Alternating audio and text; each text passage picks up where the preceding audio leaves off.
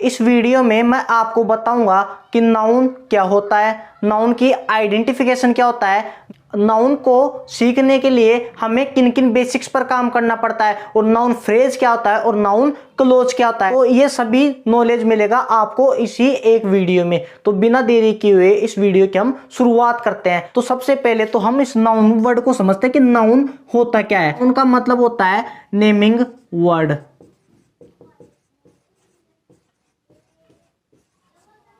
Noun होता है naming word. अब नेमिंग वर्ड से निकल के आता है नेम।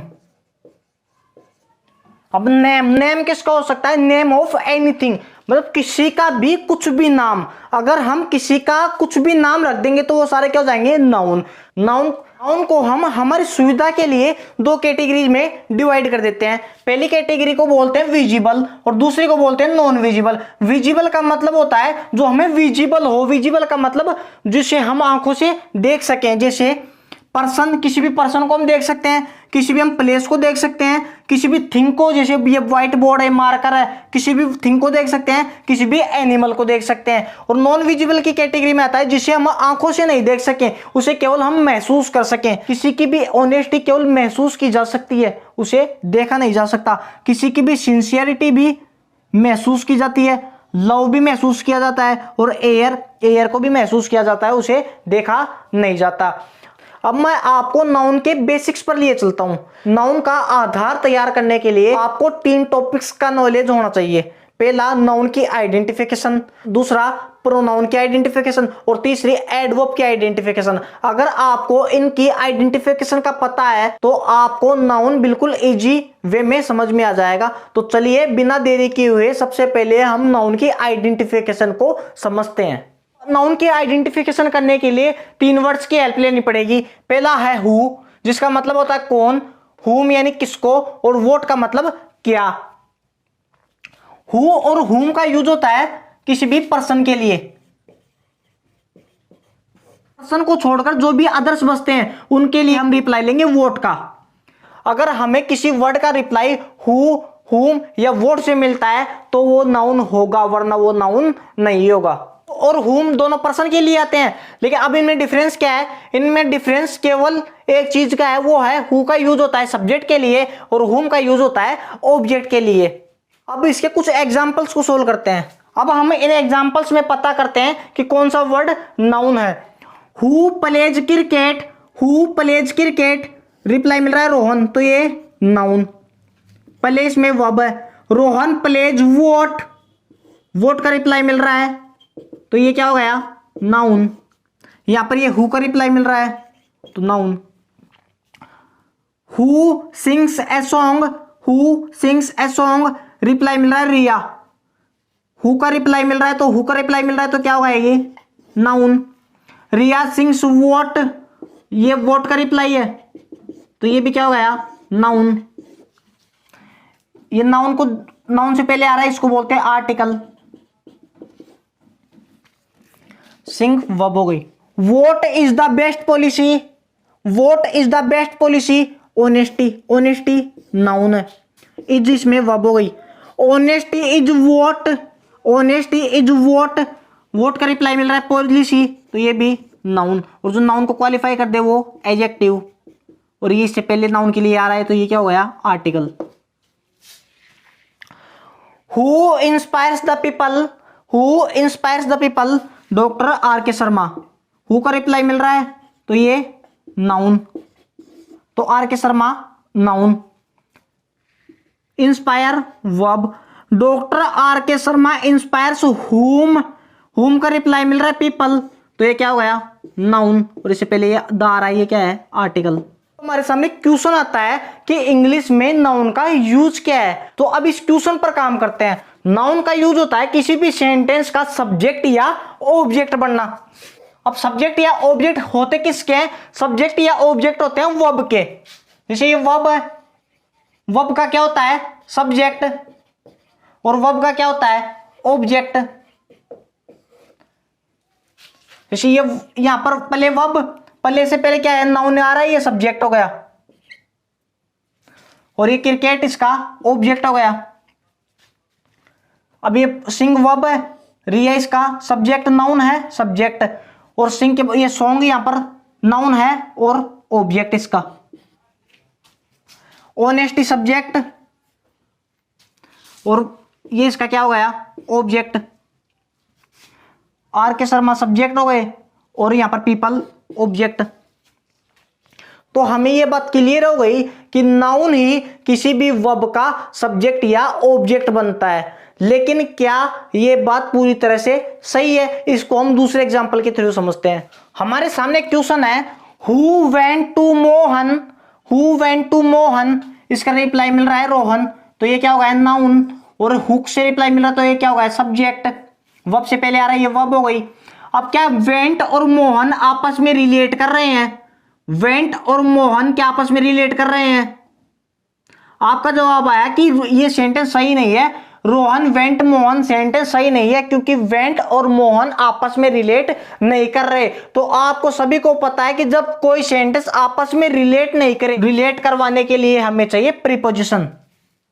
यहां पर हमें चाहिए कि कोई भी प्रीपोजिशन।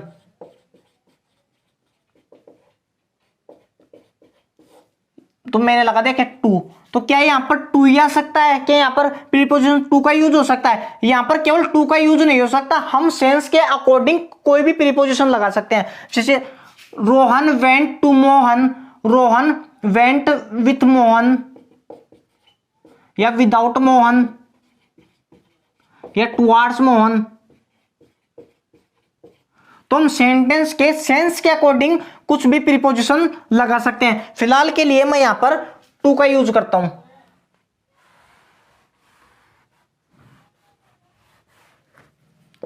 मैंने यहां पर लगा दिया to.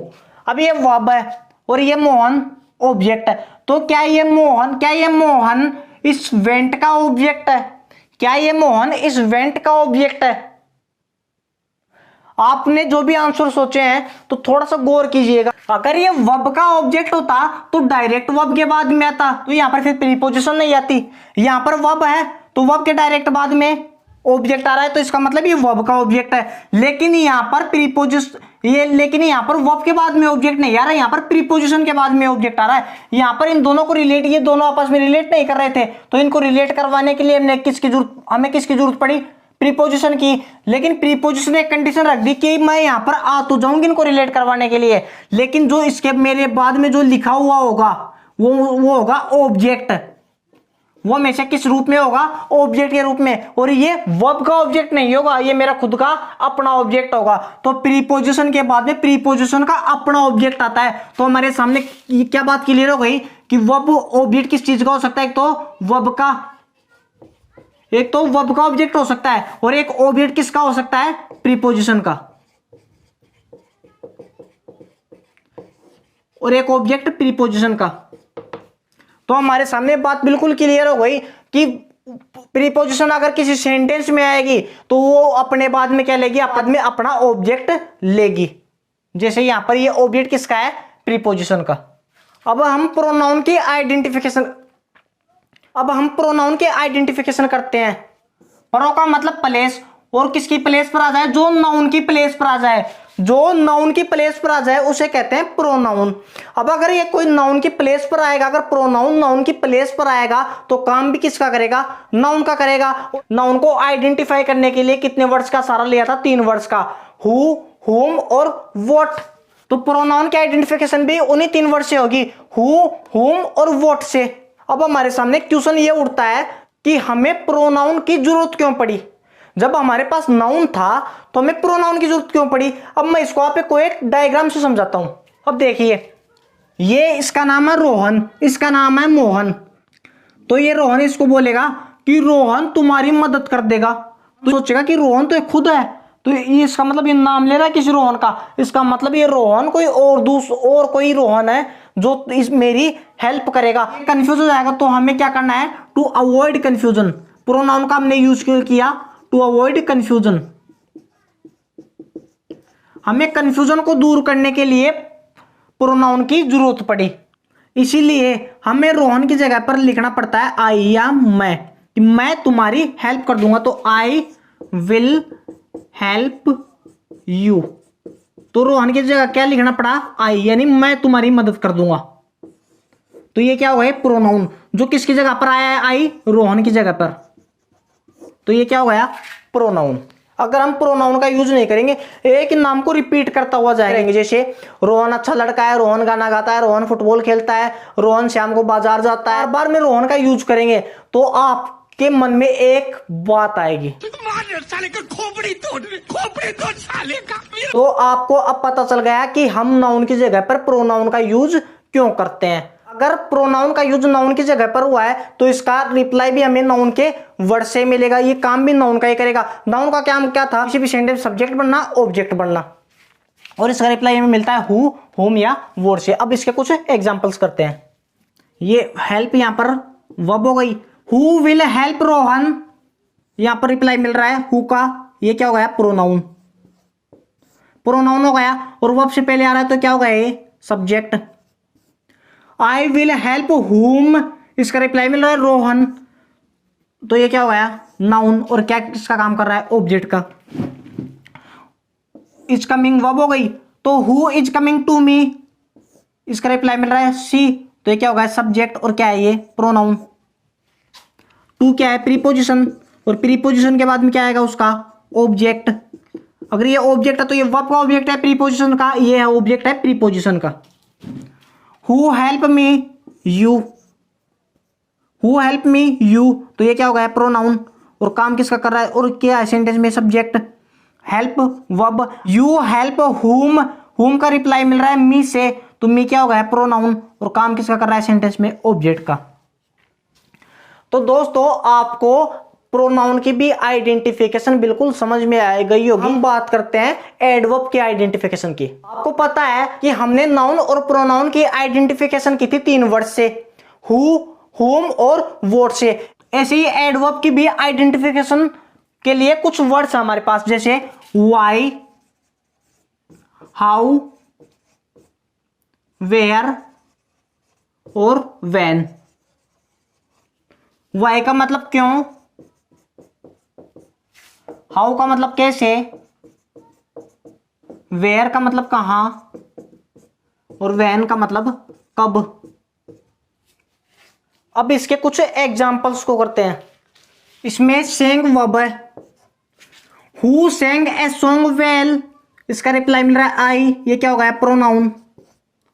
I sang what song, noun, और नाउन से पहले आ रहा है ये article.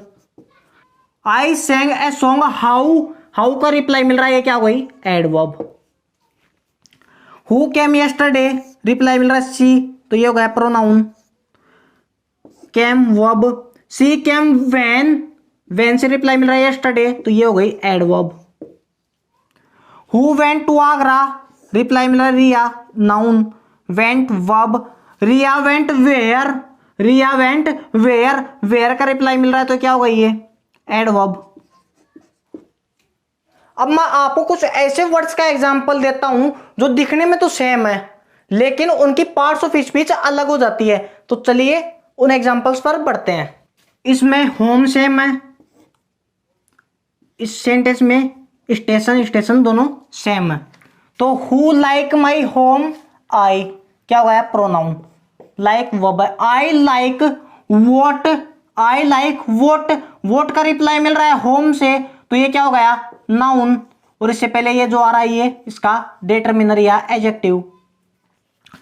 I went where, I went where, और अगर वेयर का रिप्लाई दे रहा है ये, तो ये क्या हो गया, होम यहां पर एडवर्ब। दूसरा sentence, who likes station, reply मिल रहा है रोहन, ये नाउन हो गया। रोहन लाइक्स वोट, वोट का रिप्लाई मिल रहा है स्टेशन से, तो ये क्या हो गया, noun. Rohan went where, Rohan went where, where का रिप्लाई मिल रहा है स्टेशन, तो ये क्या हो गया, एडवर्ब।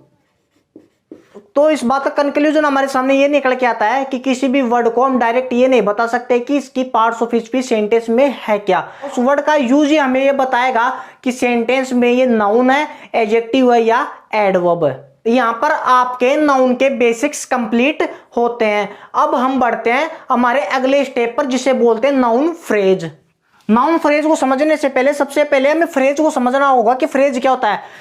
अब फ्रेज को समझते हैं। फ्रेज का मतलब होता है वाक्यांश। वाक्यांश का मतलब एक वाक्य का अंश, वो अंश का मतलब टुकड़ा, और वाक्य मतलब एक सेंटेंस का छोटा सा टुकड़ा, उसे बोलते हैं फ्रेज। ग्रुप ऑफ वर्ड्स, दो या दो से ज्यादा अगर कोई चीज इकट्ठी हो जाती है तो उसे कहते हैं ग्रुप। और ग्रुप किसका? वर्ड्स का। कि वर्ड्स का क्या होगा? ग्रुप होगा। इसमें ना तो इसमें वर्ब आएगी, अगर वर्ब भी नहीं आएगी तो उसमें सब्जेक्ट होना तो पॉसिबल ही नहीं है। ना इसमें वर्ब आएगी ना इसका सब्जेक्ट होगा। इसमें थोड़ा सा मीनिंग निकलेगा, इसका सम मीनिंग मतलब थोड़ा सा अर्थ निकलेगा, नॉट कंप्लीट मीनिंग। इसमें कोई कंप्लीट मीनिंग नहीं आएगा। अब देखिए एग्जांपल्स के थ्रू इसको समझते हैं। अब देखिए रोहन एंड मोहन। रोहन भी एक वर्ड है, एक वर्ड ये हो गया, एंड एक वर्ड है, दो, और एक वर्ड मोहन, तीन। मतलब तीन वर्ड हो गए, 1 2 3, तीन वर्ड हो गए आपस में। मैंने क्या बताया था? Group of words. Group of words complete हो गया। नो वर्ब, इसमें क्या वर्ब दिख रही है आपको? इसमें क्या वर्ब दिख रही है? इसमें कोई भी वर्ब नहीं है। अगर इसमें वर्ब नहीं है तो सब्जेक्ट तो होना पॉसिबल ही नहीं है, तो नो वर्ब। अब सम मीनिंग, रोहन और मोहन, मतलब कुछ अर्थ आ रहा है इसका, कुछ मीनिंग हमें समझ में आ रहा है रोहन और मोहन। आगे कुछ नहीं समझ में आ रहा, इसका कंप्लीट मीनिंग नहीं मिल रहा कि रोहन और मोहन क्या, आगे कुछ नहीं। रोहन एंड मोहन, बस इस बात इतनी कहकर कंप्लीट हो गई। तो रोहन और मोहन क्या? रोहन एंड मोहन, आगे कुछ नहीं। तो ये क्या हो गया? फ्रेज। दूसरा ब्लैक एक वर्ड हो गया, एंड भी एक वर्ड हो गया, और व्हाइट भी एक वर्ड हो गया। 1 2 3 वर्ड तो ये भी हो गया, ग्रुप ऑफ वर्ड्स तो ये भी हो गए। ग्रुप ऑफ वर्ड्स क्या इसमें कोई वर्ब है? फिर इसमें कोई वर्ब नहीं है, वर्ब नहीं है तो फिर सिर्फ सब्जेक्ट पॉसिबल नहीं है। और क्या इसका कुछ अर्थ लिखना है? हाँ, black and white. Black and white, काला और सफेद, काला और सफेद, आगे कुछ नहीं। तो ये क्या हो गया? फ्रेज। तो ये क्या बन गई अपने आप में? ग्रुप ऑफ वर्ड्स क्या बन गया? फ्रेज। ये भी क्या है अपने आप में? एक फ्रेज। अब बात आती है कि फ्रेज कितनी टाइप्स की होती हैं। हमारे पास फ्रेज होती है 3 टाइप की। पहली है नाउन फ्रेज, दूसरी एडजेक्टिव फ्रेज, और तीसरी होती है एडवर्ब फ्रेज। नाउन फ्रेज आपको इस वीडियो में बताई जाए क्योंकि ये टॉपिक हमारा नाउन से रिलेटेड कर रहा है। एडजेक्टिव में एडजेक्टिव फ्रेज और एडवर्ब में एडवर्ब फ्रेज पढ़ाई जाएगी। अब नाउन फ्रेज का मतलब समझते हैं कि ग्रुप ऑफ वर्ड्स तो होगा, ग्रुप ऑफ वर्ड्स तो होगा। अब देखना, कोई एक वर्ड वोट, हु या हुम का रिप्लाई दे दे तो नाउन, लेकिन ग्रुप ऑफ वर्ड्स हु, हुम और वोट का रिप्लाई दे दे तो नाउन फ्रेज। क्योंकि पूरा ग्रुप हु, हुम या वोट का रिप्लाई दे रहा है तो वो क्या हो जाएगा? Noun phrase. अब इसके कुछ एग्जांपल्स करते हैं। अब इसका पता करते हैं। Who are friends, who are friends, इसका रिप्लाई मिल रहा है रोहन एंड मोहन, तो हु का रिप्लाई मिलता है वो क्या होता है? नाउन। क्या नाउन का रिप्लाई अकेला रोहन दे रहा है, या अकेला और एंड दे रहा है, या अकेला मोहन दे रहा है? आपका जवाब आया कि नाउन का रिप्लाई तीनों मिलकर दे रहे हैं। नाउन का रिप्लाई तीनों वर्ड्स आपस में मिलकर दे रहे हैं, तो ये क्या बन गया? फ्रेज। तो ये हो गई नाउन फ्रेज। अभी यहां से आपका एक डाउट क्रिएट हो सकता है कि आपने तो बताया था कि नाउन में, कि फ्रेज में ना तो कोई सब्जेक्ट होता है ना कोई वर्ब होती है। फ्रेज का ना कोई सब्जेक्ट होता है ना कोई वर्ब होती है। यहां पर तो आपने इसको सब्जेक्ट बना दिया, क्योंकि वर्ब से जो पहले आता है वो क्या होता है? सब्जेक्ट। आपने इसको सब्जेक्ट बना दिया। देख, मैंने क्या कहा था कि फ्रेज में कोई सब्जेक्ट और कोई वर्ब नहीं होती। फ्रेज में, फ्रेज की ना कोई सब्जेक्ट होती है ना कोई वर्ब होती है। अब ये फ्रेज तो इतनी है, केवल फ्रेज तो इतनी है इधर वाले। रोहन एंड मोहन फ्रेज है, रोहन एंड मोहन फ्रेज है। इसमें कहां पर वर्ब आ रही है? इसमें वर्ब नहीं है, वर्ब तो अगला पार्ट में है, इसमें कोई वर्ब नहीं है। तो इसका मतलब ये क्या है? अब वर्ब तो यहां पर ये अब यहां पर तो सब्जेक्ट का काम कर रहा है, वर्ब तो इस पार्ट में तो कुछ है ही नहीं, तो ये केवल फ्रेज थी। लेकिन अब ये फंक्शन किसका कर रही है? यहां पर नाउन का, तो इसलिए बन गई नाउन फ्रेज, और ये पूरा काम कर रही है सब्जेक्ट का। ऐसे दूसरे सेंटेंस में, who so a beautiful girl, यहां पर रिप्लाई मिल रहा है आई, ये क्या हुआ है? प्रोनाउन, और ये वर्ब हो गई, वर्ब से पहले आ रहा तो ये सब्जेक्ट। आई सो हुम, आई सो हुम, रिप्लाई मिल रहा है गर्ल, नाउन। इस गर्ल के सी, ब्यूटीफुल, ये किसका क्या हो गया? जो नाउन को क्वालिफाई करते वो एडजेक्टिव। ये भी किसके लिए आ रहा है? इस गर्ल के, इस नाउन के लिए। तो क्या आई सो का रिप्लाई ओनली गर्ल दे रही है या तीनों वर्ड मिलकर दे रहे हैं? आई सो हुम ए ब्यूटीफुल गर्ल, तो हुम का रिप्लाई मिला, तो ये बन गई नाउन फ्रेज।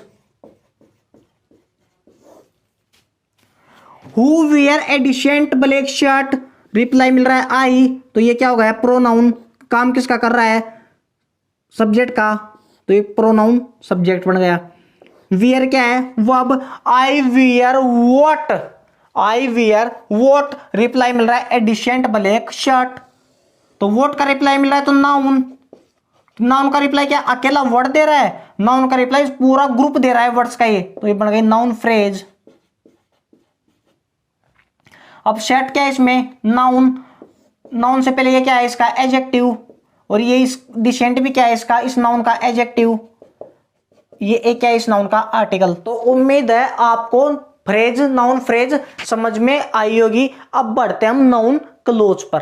अब हम नाउन क्लोज पर बढ़ते हैं। सबसे पहले क्लोज को पढ़ते हैं कि क्लोज क्या होती है।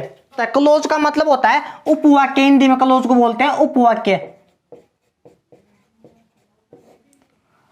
क्लोज अपने आप में एक पूरा सेंटेंस होता है। सेंटेंस की रिक्वायरमेंट आपको पता है, जिसमें खुद का सब्जेक्ट हो और खुद की वर्ब हो। इसमें खुद का सब्जेक्ट होता है, खुद की वर्ब होती है। फिर भी कुछ रीजन तो होगा ना कि हम इसको कंप्लीट सेंटेंस नहीं बोल पाते। इसका एक रीजन है, क्योंकि इसका जो मीनिंग होगा वो कंप्लीट नहीं निकलेगा। इसका जो मीनिंग होगा वो कंप्लीट नहीं निकलेगा, नॉट कंप्लीट मीनिंग।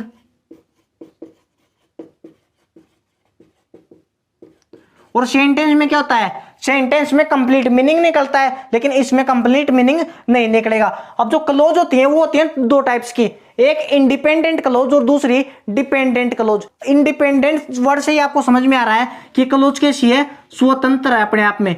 स्वतंत्र का मतलब जो अपने अर्थ के लिए, जो अपने मीनिंग के लिए दूसरे सेंटेंस पर डिपेंड नहीं करे, वो होते हैं इंडिपेंडेंट। और दूसरी होती है डिपेंडेंट, जो अपने कंप्लीट मीनिंग के लिए दूसरे सेंटेंस पर डिपेंड करती है, उसे कहते हैं डिपेंडेंट क्लोज।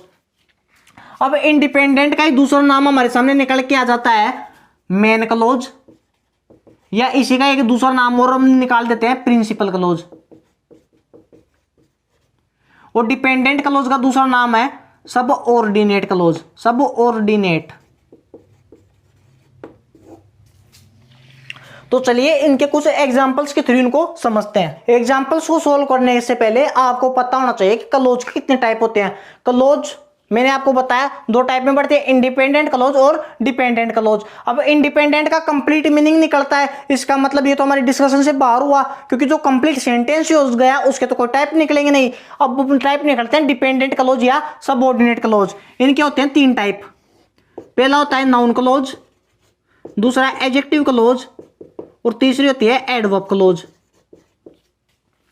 हमें डिस्कस किसका करना है, नाउन क्लोज का, क्योंकि हमारे टॉपिक से रिलेट कर रहा है। मैंने आपको बताया था कोई भी एक वर्ड व्हाट हु या हुम का रिप्लाई दे दे तो नाउन, कोई भी एक वर्ड व्हाट हु या हुम का रिप्लाई दे दे तो नाउन, कोई भी एक group of words what who या हुम का रिप्लाई दे दे तो नाउन फ्रेज, और कोई भी एक कंप्लीट सेंटेंस व्हाट हु या हुम का रिप्लाई दे दे तो नाउन क्लोज। आपको इस सेंटेंस में कितनी क्लोज या कितने सेंटेंस नजर आ रहे हैं? आपका रिप्लाई आया कि सर हमें दो, क्योंकि एक वर्ब ये है और एक वर्ब, और इसका वर्ब का सब्जेक्ट ये रहा। अब ये वर्ब रही, इसका सब्जेक्ट ये रहा, और ये बीच में क्या है, कंजंक्शन। ये बीच में क्या है, कंजंक्शन। दो सेंटेंस को जोड़ते हैं तो बीच में क्या आता है, कंजंक्शन। क्लोज पहचानने का सबसे आसान तरीका है कि कोई भी सेंटेंस अगर किसी कंजंक्शन से शुरू होगा। अब कंजंक्शन कौन कौन से होते हैं, व्हाट, व्हाई, हु, हुम, हाउ, ये सारे क्या होते हैं, कंजंक्शन। जो भी सेंटेंस किसी भी कंजंक्शन से शुरू होगा उसे बोलते हैं डिपेंडेंट क्लोज। क्या बोलते हैं, डिपेंडेंट क्लोज।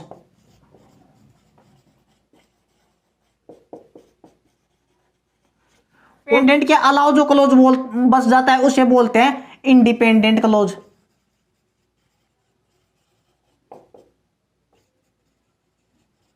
तो ये तो हमारी डिस्कशन से बाहर हुआ, मतलब इसके तो हमें टाइप्स बांटने नहीं है। अब इसके तीन टाइप्स आ जाते हैं, या तो ये नाउन क्लोज होगा, या एडजेक्टिव क्लोज होगा, या एडवर्ब क्लोज होगा। अब इसका पता करते हैं।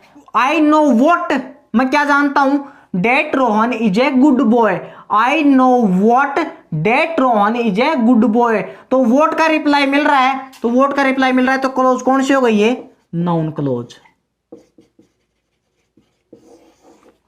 क्योंकि वोट का रिप्लाई मिलता है वो होती है नाउन क्लोज। अब दूसरे सेंटेंस पर बढ़ते हैं। सबसे पहले तो इसमें सेंटेंस छाड़ते हैं कि सेंटेंस का पता करते हैं कि कितने सेंटेंस है इसमें। नो वर्ब है, ये इससे पहले इसका क्या हो गया सब्जेक्ट। एम वर्ब हो गई, इससे पहले ये क्या हो गया इसका सब्जेक्ट हो गया। और ये कंजंक्शन, कंजंक्शन से शुरू हो रहा है तो कौन सी क्लोज हो गई डिपेंडेंट क्लोज। Dependent clause. अब डिपेंडेंट क्लोज के भी तीन भाग बन जाते हैं, या तो नाउन क्लोज होगी, या एडजेक्टिव क्लोज होगी, या एडवर्ब क्लोज। कौन सी क्लोज अभी पता करते हैं। Roy knows what, Roy knows what that I am good at communication. Roy जानता कि मैं कम्युनिकेशन में अच्छा हूं, तो ये क्या हो गया नाउन क्लोज। व्हाट का रिप्लाई मिल रहा है नाउन क्लोज। और वैसे इसका एग्जांपल भी मैं जानता हूं, बात कंप्लीट अपने आप में। अब यहां से पढ़ के देखो कि मैं कम्युनिकेशन में अच्छा हूं, कि मैं कम्युनिकेशन में अच्छा हूं, कोई कंप्लीट मीनिंग नहीं आ रहा। अब तीसरे एग्जांपल पर बढ़ते हैं।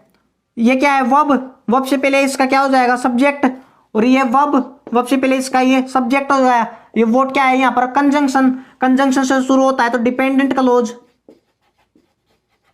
डिपेंडेंट के भी तीन रूप है, नाउन क्लोज, एडजेक्टिव क्लोज, या एडवर्ब क्लोज। तो I do not know what, I do not know what you want to say, कि मैं नहीं जानता जो तुम कहना चाहते हो, तो ये क्या हो गया नाउन क्लोज।